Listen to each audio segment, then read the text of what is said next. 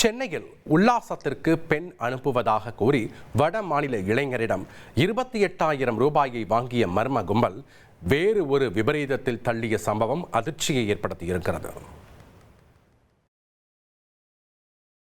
சென்னை மேற்கு மாம்பலத்தைச் சேர்ந்த 21 வயது வட மாநில இளைஞர் துணிக்கடையில் வேலை பார்த்து வருகிறார்.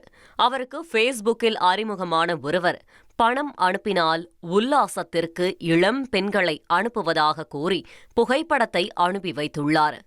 இதை நம்பிய அவர் 27,800 ரூபாயை ஜிபே மூலம் அனுப்பி பெண்ணுக்காக ஆசையோடு அறையில் காத்திருந்தார்.